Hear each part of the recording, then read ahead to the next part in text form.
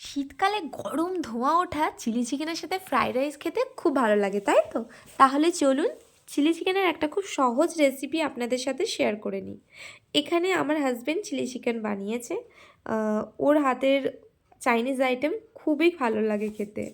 আচ্ছা চলুন, এখানে 400 গ্রাম মতো বোনলেস চিকেন নিয়েছি, একটা ডিমের সাদা অংশ দিয়েছি, এরপরে হাফ চামচ গোলমরিচ গুঁড়ো, 2 চামচ আদা রসুন পেস্ট, স্বাদ মতো নুন, 1 চামচ ডার্ক সয়া সস, 1 চুটকি বেকিং সোডা, 1 চামচ ভিনিগার ও 1.5 চামচ কর্নফ্লাওয়ার দিয়ে চিকেনটাকে খুব ভালোভাবে ম্যারিনেট করে নিতে হবে। চিকেনটা ম্যারিনেট হয়ে যাওয়ার পরে ওটাকে প্রায় আধ ঘন্টা থেকে 1 ঘন্টা রেস্ট দিতে হবে। এরপর অন্য একটা পাত্রে 3 চামচ ময়দা, 2 চামচ কর্নফ্লাওয়ার ও স্বাদমতো নুন দিয়ে ওই ম্যারিনেট করা চিকেনটা এর মধ্যে ভালোভাবে কোট করে নিতে হবে। চিকেনটা ভালোভাবে কোট করে নিয়ে এরপরে আপনারা অন্য একটা প্যানে ভালোভাবে তেল গরম করতে দেবেন, যাতে চিকেনটা আমরা ভালোভাবে ফ্রাই করতে পারি।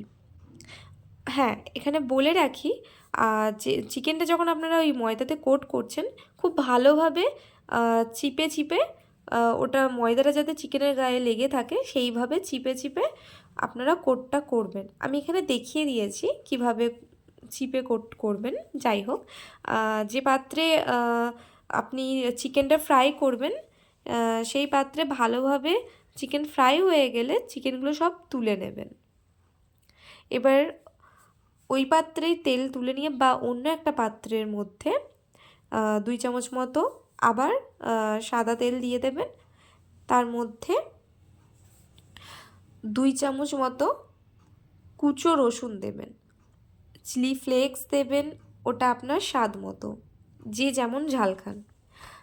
আমি এখানে আর একটা কাঁচা লঙ্কা দিয়েছি। এখানে কাঁচা লঙ্কা আমরা কাঁচি দিয়েই কাটি, এটা কাঁচা লঙ্কার জন্যই কেনা হয়েছে কাঁচিটা।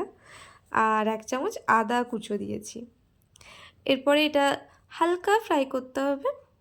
তারপরে এখানে সবজিগুলো দিয়ে দিতে হবে, পেঁয়াজ কুচো, ক্যাপসিকাম কুচো, আর এখানে পেঁয়াজ কলি হালকা একটু ফ্রাই হবে। এরপরে এখানে স্বাদ মতো নুন দিয়ে দেবে। আর এখানে সসটা বানানোর জন্য আপনারা কোনো বাটির মধ্যেও করে নিতে পারেন বা ডাইরেক্ট ওই প্যানের মধ্যেও করে নিতে পারেন। আমরা এখানে ডাইরেক্ট প্যানেই করে নিয়েছি।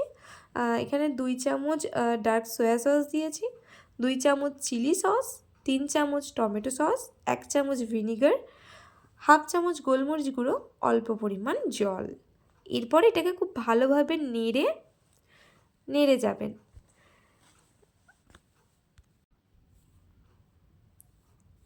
এরপর যখন 5 থেকে 7 মিনিট পরে দেখবেন কালারটা একটু চেঞ্জ হয়েছে আর একটু সেদ্ধ হয়েছে, তখন আপনারা এর মধ্যে 4 চামচ কর্নফ্লাওয়ার দেবেন। এরপরে ভালোভাবে আবার মিশ্রণটি নেড়ে নেবেন।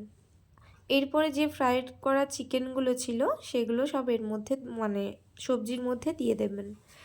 সবজির মধ্যে ভালোভাবে মিক্সড করে সসটাও যাতে চিকেনের মধ্যে ভালোভাবে লেগে যায় দেখে নেবেন। হ্যাঁ, আপনার ড্রাই চিকেন খেতে গেলে ড্রাই চিলি চিকেন খেতে গেলে এইভাবেই করেই নামিয়ে নিতে পারেন।